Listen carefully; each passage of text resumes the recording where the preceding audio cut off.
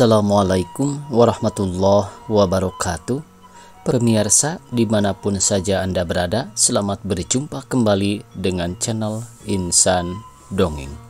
Pada malam ini saya Bang Elgi akan melanjutkan dongeng klasik Salah Asuhan bagian ke-15. Selamat mendengarkan. Maka berkatalah ia, "Ya Hanapi, makin dipikirkan makin terasalah olehku bahwa kehidupanmu sungguh-sungguh di dalam susah. Perkara kawin terpaksa dan kawin dengan hitungan itu bukan saja kedapatan dalam pergaulan hidup bangsamu, melainkan berlaku juga di tanah barat. Sedangkan raja-raja tidak ada kemerdekaan buat mencari suami atau istrinya. Berapa pula banyaknya orang bangsawan yang mencari nyonya hartawan karena ingin pada uangnya. Si nyonya suka pula menerima suami itu karena turunan. Tapi bagi sekalian orang sopan, haruslah masing-masing menerima keadaan yang serupa itu sebagai kadarnya, dan berusahalah masing-masing akan menyenangkan hidupnya, supaya dapat juga memperbaiki mana yang boleh diperbaikinya. Bagi engkau seharusnya demikian pula Hanapi. Meskipun tak ada cintamu kepada istri itu, tapi sebab menjadi istrimu, haruslah engkau memeliharanya dan menghormatinya sebagai istrimu juga. Itulah yang sudah kuusahakan di dalam 2 tahun lamanya Kori, tapi sia-sia. Jangankan hendak berdekatan, makin berjauhanlah kami. Sebab perbedaan rasa, perbedaan paham, perbedaan cita-cita.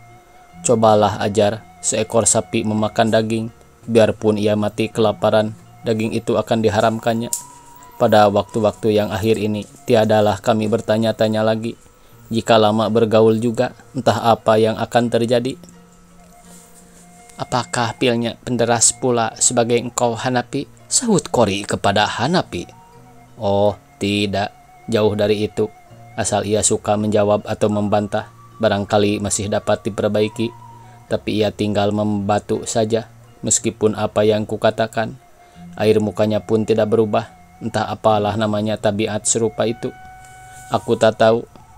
Tapi bagi diriku perangai serupa itu akhirnya boleh jadi akan menimbulkan gilaku. Jika perbuatannya jarang bersalahan, dapat pula lah aku menyelesaikan hatiku. Tapi oleh karena segala lakunya tidak setuju saja dengan hatiku, sedang segala nasihat halus dan kasar diterimanya saja dengan senyuman. Jadi habislah kesabaranku. Semua orang berkata bahwa perempuan itu intan yang belum digosok. Ya, bagi sekalian orang yang tidak wajib memakainya, mudah sekali berkata demikian. Tapi kesenanganku sudah terganggu seumur hidup karena menaruh intan yang belum digosok itu buat disolok kampung. Ia sudah takut melihat orang yang agak bersih, apalagi jika dibawanya ke kota Betawi ini.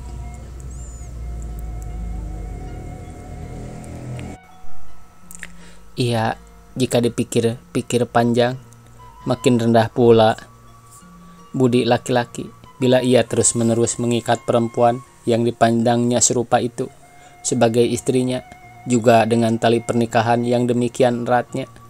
Untung pula lah bagi orang Melayu, mudah benar ia menceraikan istrinya jika ia hendak bercerai. Itu benarlah yang ku dengar dari dahulu dari ibuku.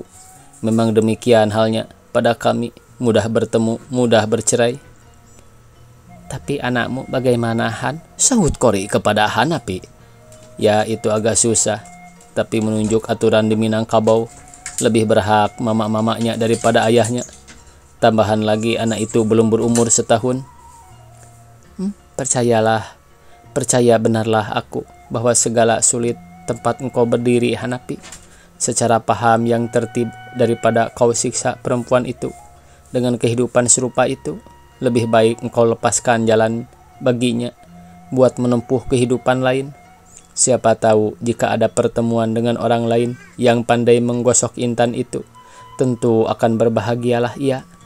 Secara sekarang bagi engkau berdua rupa tersiksalah hidup. Tapi dengan tidak kusengaja pula sampailah aku kepada memberi-beri nasihat yang bukan-bukan. Tidak pula patut aku menceraikan orang bersuami istri. Siapa tahu barangkali pihak istrimu tidak rela buat diceraikan. Janganlah engkau cemas tentang itu, Kori, karena dengan tidak engkau mengeluarkan nasihat serupa itu, sudah lama aku berkira-kira tidak bercerai dengan istriku. Karena hidup serupa ini meracun hatinya, meracun hatiku, meracun hati ibuku. Pada hari perceraian, boleh jadi akan berhiliran air mata, tapi akhirnya masing-masing tentu akan bersyukur juga atas keputusan yang serupa itu. Tambahan lagi adalah suatu hal yang akan menghambat jalannya ke Betawi dan menjadi keberatan besar buat tetap menjadi istriku.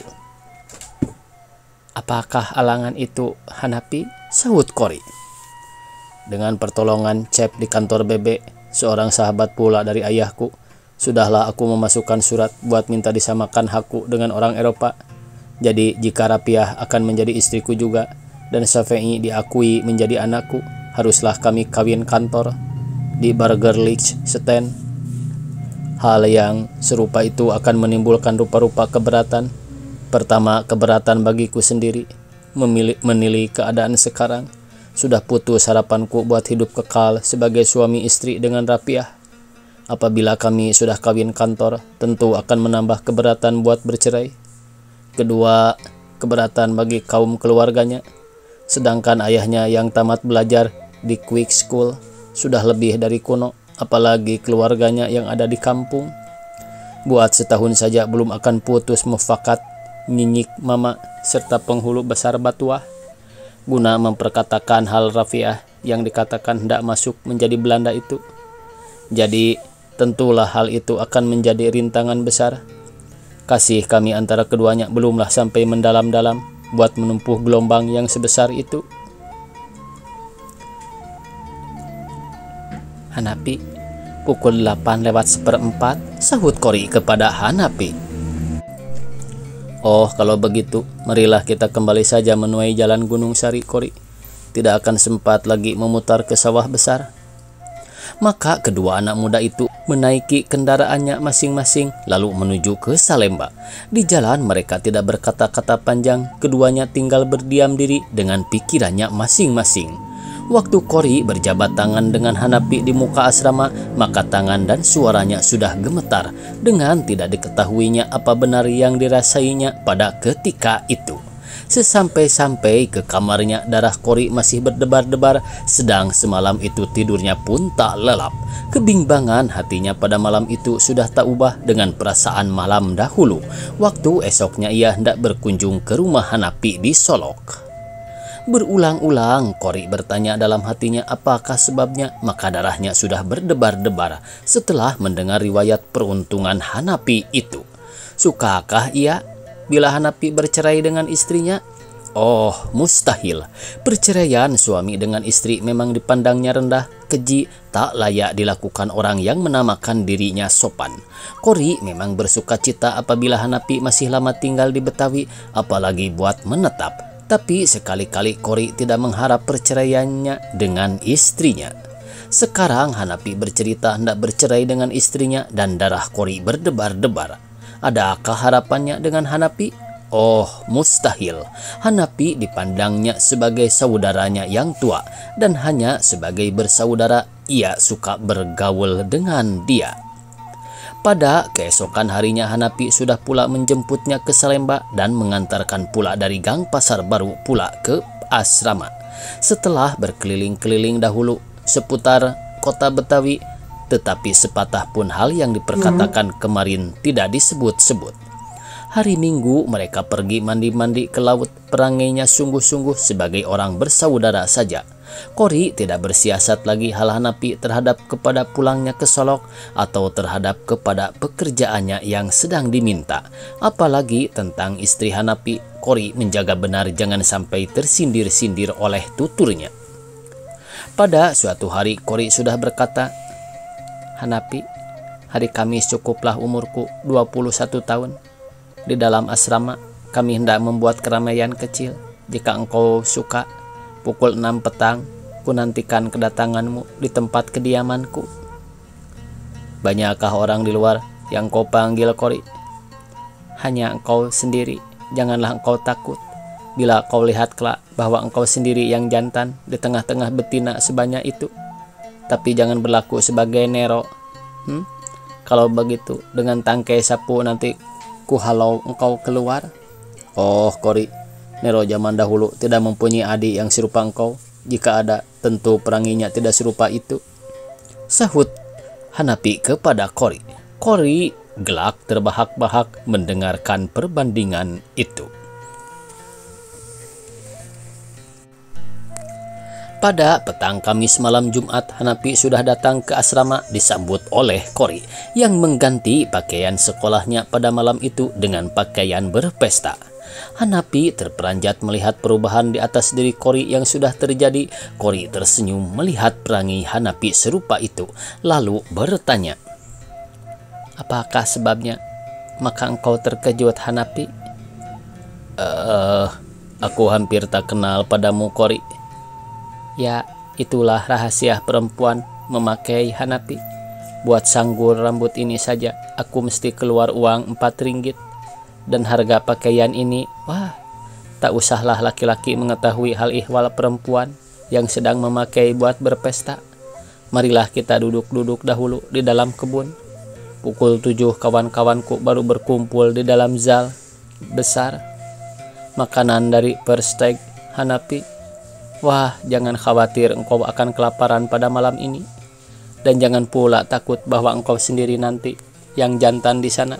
Aku sudah mendatangkan juga musik biola dari Wiener Orkest. Jadi malam ini tidak akan kurang keramaian. Marilah kita bersenda gurau dahulu di dalam kebun." Kori menarik tangan Hanapi hendak membimbingnya ke kebun, lalu berkata pula, Ya, di manakah otakku petang ini?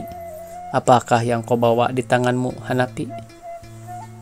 Oh, bunga gladiolen, warna yang kau sukai, merah itu. Ya, aku pun amat suka pada warna itu. Oh, indah benar bunga ini. Jarang sekali gladiolen yang sepanjang dan sepenuh ini tangkainya. Bolehkah aku ke dalam sebentar buat menaruhnya ke dalam vas? Oh, terima kasih Hanapi. Sekalian bunga yang kuterima malam ini tentu kelindungan oleh pemberianmu ini. Terima kasih Hanapi. Dalam sekejap aku sudah kembali. Dan berlari-larilah Kori masuk ke dalam, lalu kembali pulalah dengan sesak napas. Ya, waktu kita hanya sejam, nanti kita harus membagi badan. Sesampai di suatu bangku yang kelindungan oleh bunga-bunga yang menjalar, kedua anak muda itu pun duduklah. Lalu berkata Hanapi, "Selamat Kori, mudah-mudahan engkau akan menemui jalan kehidupan yang lebih utama, lebih mulia dari jalan-jalan yang sudah dilampaui. Inilah suatu tanda mata daripadaku yang tidak sepertinya." Maka diunjukkanlah sebuah kotak kecil yang diterima lalu dibuka oleh Kori dengan gembira. Oh Hanapi, indah sekali. Terima kasih. Maka seketika itu sudah disarungkan sebentuk cincin emas bermata intan ke jari manisnya. Lalu dipandangnya sambil menjauh-jauhkan tangan dari matanya.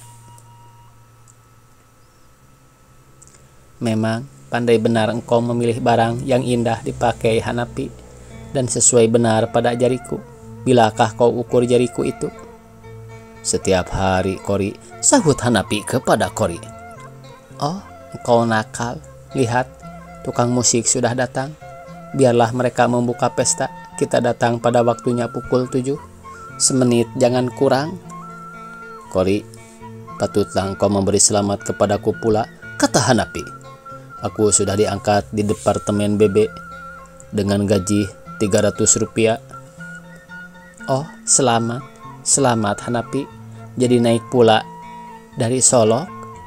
Iya, karena giliranku tidak menerima tambah gaji. Memang sudah datang. Dari Solok datang pujian yang besar sekali. Jadi rupanya orang belum benci kepadaku. Dan selain dari itu, dengan istriku aku sudah putus. Itulah yang sebaik-baiknya buat kami berdua. Kori berasa bahwa jantungnya berdebar-debar pula, sedang seluruh darahnya berasa naik ke kepala. Sejuru selamanya ia tidak dapat berkata-kata, melainkan tunduk memandangi ke tanah, seolah-olah hendak mencari kata-kata yang hendak diucapkannya. Kasihan, kasihan, katanya seolah-olah berkata pada diri sendiri. Tapi, ya jika demikian keadaannya, sebaik-baiknya lah diputuskan saja. Hidup di dunia hanya sekejap, jika kehidupan itu hendak disiksa pula, apalah gunanya. Sungguh pun aku tidak sekali-kali menyetujui hal perceraian suami istri. Tapi daripada hidup meracun hati, sebaik-baiknya lah bercerai. Tapi Hanapi, cobalah engkau ceritakan, apa rupanya pekerjaanmu sekarang? Sudahkah engkau masuk kantor?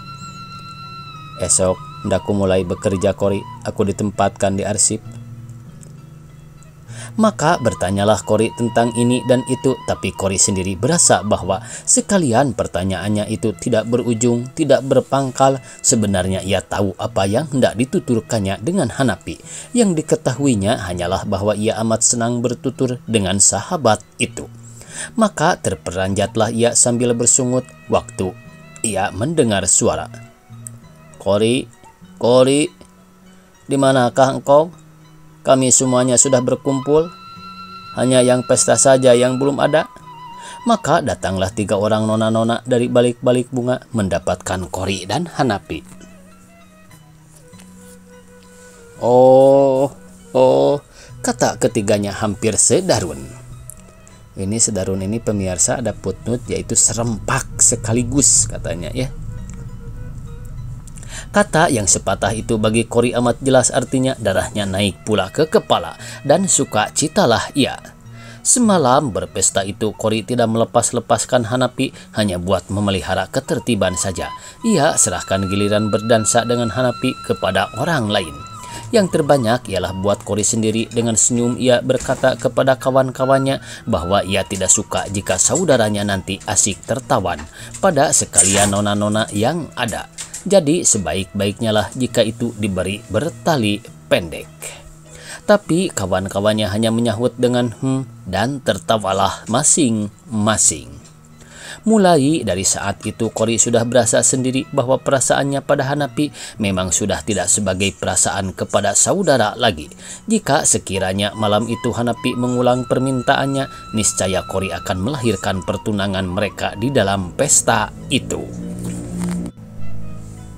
Hanapi pun merasa bahwa keadaan Kori sudah berubah. Bukan tak ingin ia mengatakan kata hatinya di malam itu, tapi masih ada yang dinantikannya, yaitu putusan pemerintah tentang persamaan haknya dengan orang Eropa.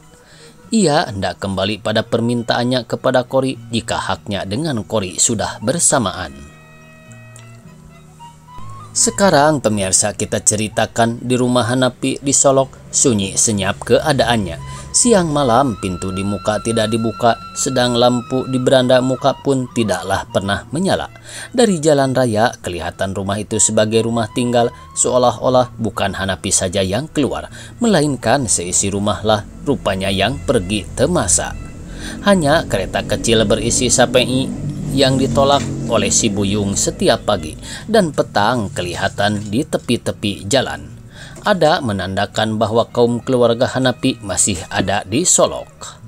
Rapiah dan mentuanya tidak pernah keluar rumah. Sekalian orang yang datang bertandang sudah mengetahui bahwa mereka tak usah lagi mengetuk pintu di luar, akan berseru-seru di beranda muka, melainkan bolehlah terus ke belakang saja buat menemui orang rumah. Seorang pun di antara segala sahabat Hanapi tak datang ke rumahnya, karena selama ini yang dicari oleh mereka hanyalah Hanapi saja, sedang ahli rumahnya yang lain hanyalah berguna buat menyediakan hidangan belaka. Kedua perempuan mentua dan menantu sedang asyik bekerja di dapur. Safei tidur nyenyak dalam buayan di beranda belakang, diayun-ayunkan oleh si Buyung. Sebanyak itu ibu menggulai, serupa ada tamu yang dinanti makan, kata Rapiah dengan tersenyum. Buat orang berpuasa masih sedikit hidangan sebegini, Rapiah.